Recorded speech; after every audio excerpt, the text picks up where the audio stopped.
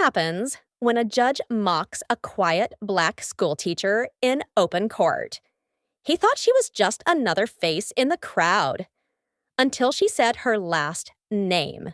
What happened next left the entire courtroom frozen. Before we begin the story, write in the comments where you are watching us from. I woke up that morning feeling like the system had already lost its damn mind. It was still dark outside, that sticky kind of Memphis dark, when even the street lamps look tired. Rain was smearing across the window like someone upstairs tried to erase the day before it started. But I was up because Miss Delilah needed me. And when a 72-year-old black woman calls you crying 'cause some government worker showed up with a clipboard and a "Ma'am, we're taking your grandbabies," you don't roll over and go back to sleep. You get up, you iron your tired navy blazer, and you fight like hell, even if nobody in that courthouse thinks you're supposed to. I dropped off my son, Travis, kissed his forehead, and whispered, "Be good today." He asked if I'd be home in time for dinner. I told him, if the court got a conscience, I will. Spoiler alert, it didn't. By the time I reached the courthouse, the lobby was already humming. Security clanking metal detectors, folks arguing with clerks over files, and that one cop who looked like he was trying way too hard to look important. The place reeked of coffee and power trips. Courtroom 4. That's where they stuffed us. Miss Delilah sat beside me on the bench, shaking like the air conditioning owed her money. She was holding a photo of her grandsons like it was the last piece of her soul she had left. I rubbed her shoulder and said, "You raised 7 kids and ran a food pantry for 20 years. If they don't see who you are, we gon' show 'em." When they called the case number, we walked up together. Then I heard him. State versus Delilah Watson, custody hearing. Counsel, identify yourself. I cleared my throat, stood tall, and said it straight. Monica Harris, I'm here as a family representative, Miss Watson's former student. I helped her with all the documents, Your Honor. Now listen, I ain't expect roses and confetti, but what I got? He looked me dead in the face and smirked. Representative? From what school? Hogwarts? The room chuckled. Oh yeah, they laughed. Real grown folks, full suits, court staff, laughing like I walked in there with a clown nose and tap shoes. I felt the heat rise in my face, but I didn't flinch. I'm not here to entertain, Your Honor. I'm here because this woman has been denied due process. The removal was sudden, undocumented, and based on anonymous complaints with no follow-up. That's not law. That's laziness. He leaned back in that big chair like he was watching a sitcom.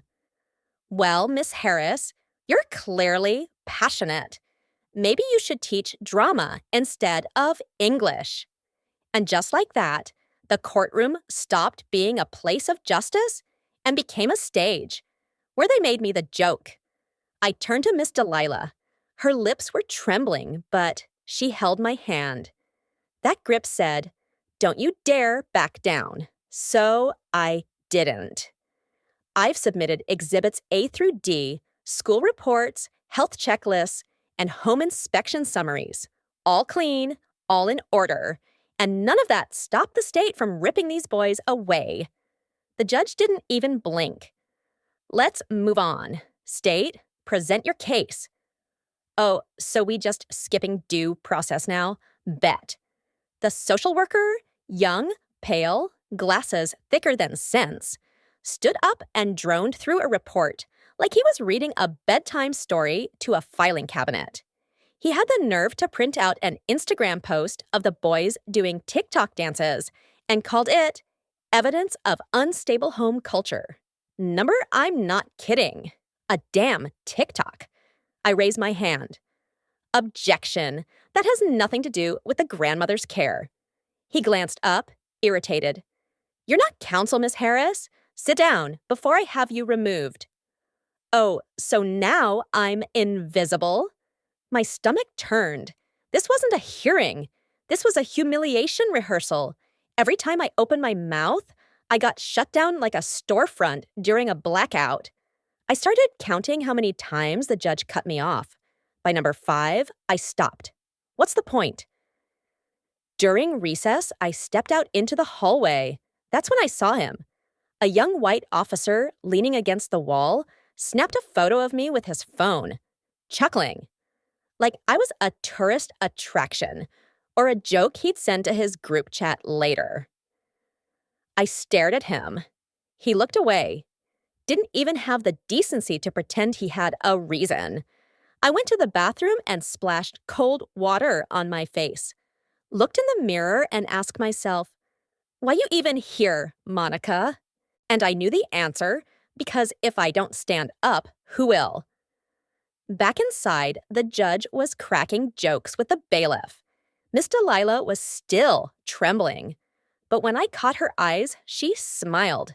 I don't know how, but she smiled. And it hit me. They could dismiss me, disrespect me, ignore every word I said, but they would not erase me. I sat up straight. And when the judge said, let's hear from the grandmother, I walked her to the stand myself. She barely made it, voice shaking, knees weaker than my faith in this court. But she spoke, and what she said was simple. I raised my daughter till cancer took her. I've been raising her boys ever since. I ain't perfect, but I love 'em more than life. That's all I got.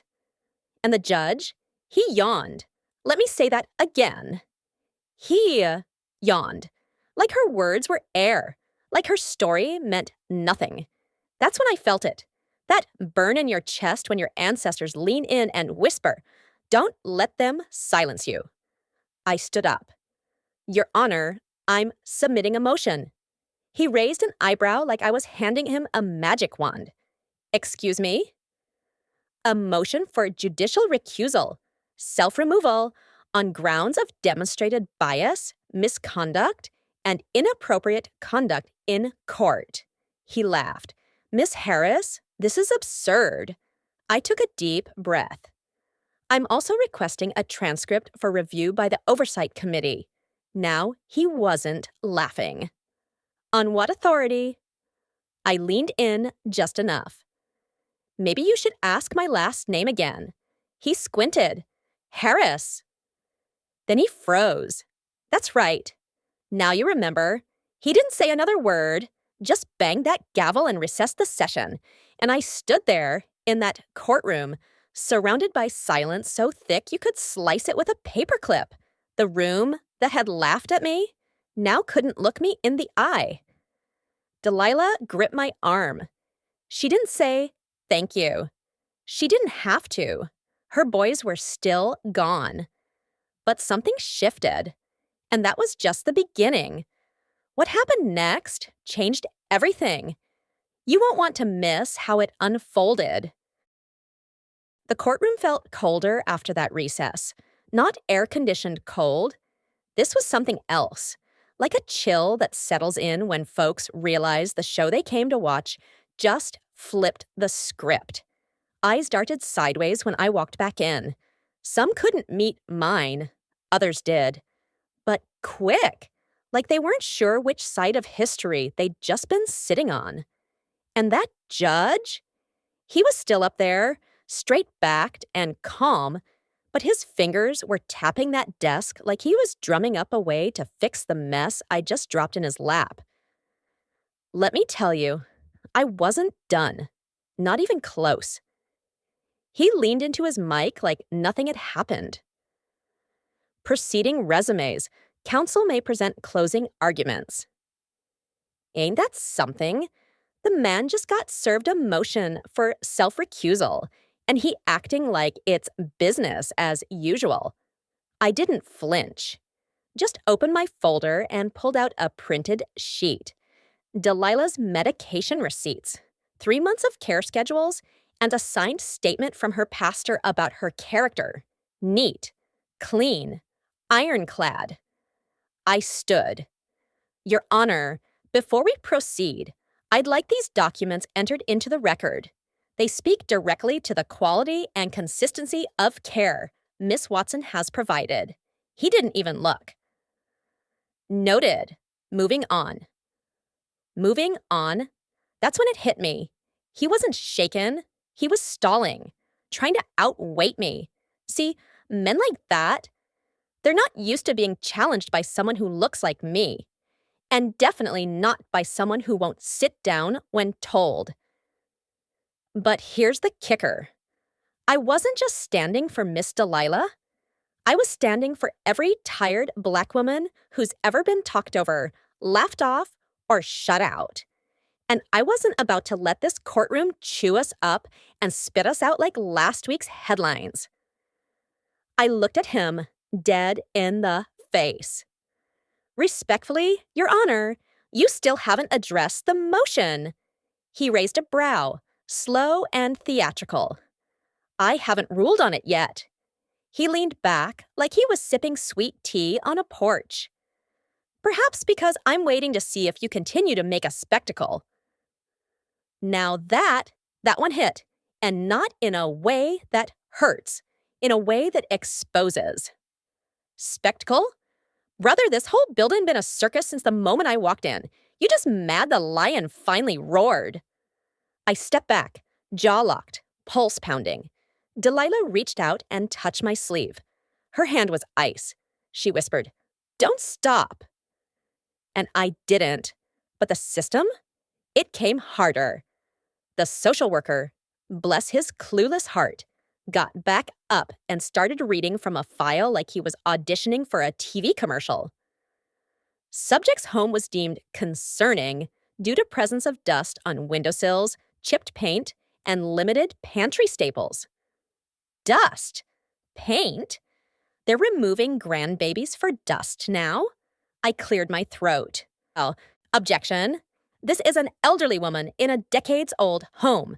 That's not neglect. That's called living on a fixed income in a city that forgot her zip code. He fumbled, looked to the judge. The judge barely looked up. Sustained, barely relevant. Barely, I echoed, but I sat. Because sometimes you gotta stack the proof before you swing. Next up, the state called a school counselor.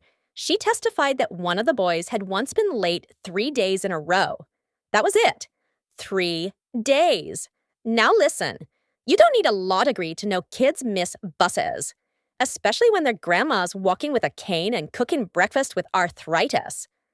I took notes, scribbled every date, every inconsistency. This wasn't evidence, it was a smear campaign. And I could see it all unraveling. Still, the judge wasn't budging. No nods, no signs of change. Just that cold marble statue face, like the outcome was printed before we even showed up. Then came the low blow.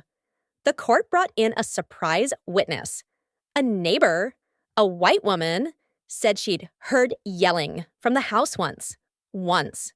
She clutched her pearls like she just saw fire and brimstone in the backyard. I just thought maybe the boys weren't safe. I wasn't sure, but you know. Oh, we know. I stood again. Ma'am, did you ever call the house, knock, check on them, ask Delilah if everything was okay? She blinked. No, I just called it in. Better safe than sorry. The room was quiet, and in that silence, I swear I heard every Black mother in history sigh at once. I sat. Now, by this point, even the court clerk was shifting in his chair. The bailiff had his arms crossed. Folks in the gallery looked less entertained and more embarrassed. The judge tried to hold control, but you could see it, the grip slipping. Then he made a mistake, a big one. He rolled his eyes. Right there, while Delilah was whispering about the last time she held her grandbabies. rolled his eyes like her pain was an inconvenience on his schedule. That's when I stood. No permission, no preface. Your Honor, I'm renewing my motion, and I'm adding a formal complaint for judicial misconduct. His gavel hit the desk hard. You will sit down. I will. When you remember what bench you're sitting on, this isn't your living room, and we aren't your guests. You are a public servant. Act like one. That room? Silent. You could hear the air blink, and for the first time, the judge looked nervous, not scared, but exposed, like the mask had cracked. He sat back. No response. I walked to the table, placed my final folder down. These are the letters from teachers, from neighbors, from the boys themselves, saying they want to come home. If you won't read them, the oversight board will. He didn't say a word. He just looked down and hit the gavel. Recess. Indefinite. That's when I knew he wasn't going to fight back, not because he respected me, but because he finally saw this wasn't about him anymore. It was about what would happen if I didn't leave, if I stayed, if I came back with more. And let me tell you, I absolutely would. This is the climax. Everything you've been waiting for is right here. Stay to see how the hero puts everyone in their place. That courtroom didn't just go quiet. It went hollow. You ever been in a space where sound used to live, but suddenly left? That's what it felt like. Not even the buzz from the lights could fill the air after that gavel dropped. It was like truth walked in and knocked the wind out of everybody. He recessed the court, indefinite. Didn't explain, didn't apologize, didn't even pretend it was about order. Just dropped the hammer like the fire alarm went off and dipped behind chambers with his little crew. I stayed sitting. Didn't move, didn't speak. Delilah looked over at me like she was scared to breathe. Is that good? She whispered. I gave her a half smile. Depends on who you ask. Court staff started buzzing, packing up files like someone just flipped the game board over. Even the social worker who couldn't read a living room without a checklist looked lost. He walked out with his manila folders like he'd just seen a ghost. But the real shift? It came when a tall black man in a tailored gray suit walked through the back door of the courtroom. Didn't knock, didn't ask. He walked right up to me and said, "You, Monica Harris?" I stood. Yes. I'm Marcus Daniels, Deputy Attorney General for this district. He turned to the court clerk, who suddenly got real quiet.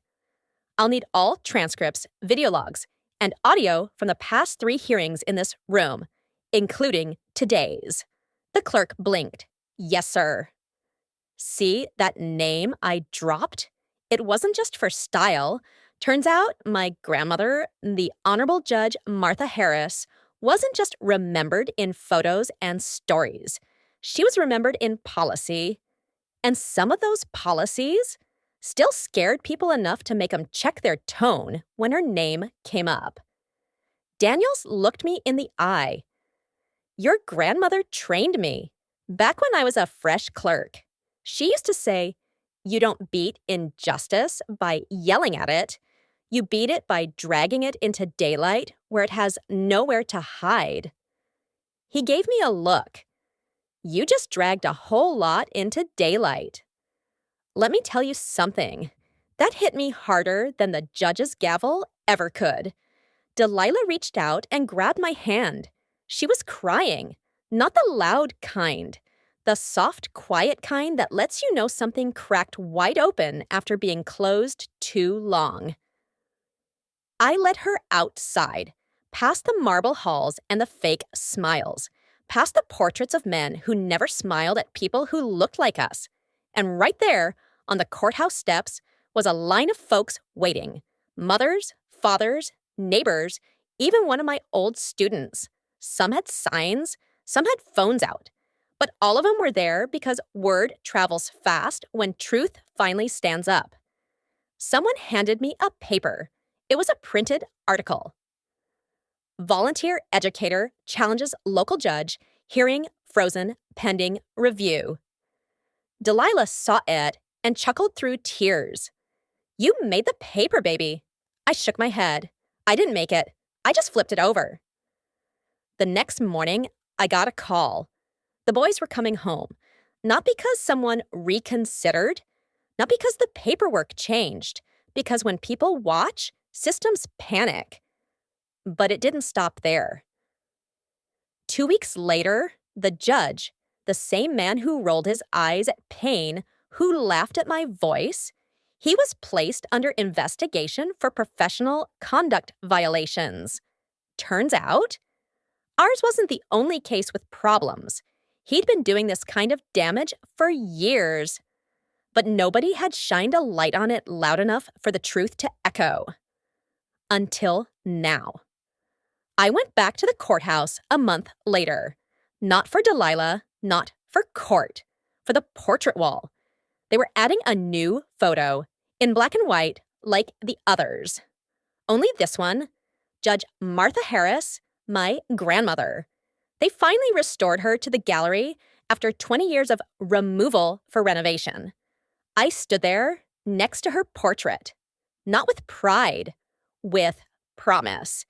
A promise that her name wasn't just gonna be a memory in a hallway, it was gonna be a warning. So next time they see a Harris walk through that courtroom, they'll remember, we don't just speak, we testify. And when we stand, we don't stand alone.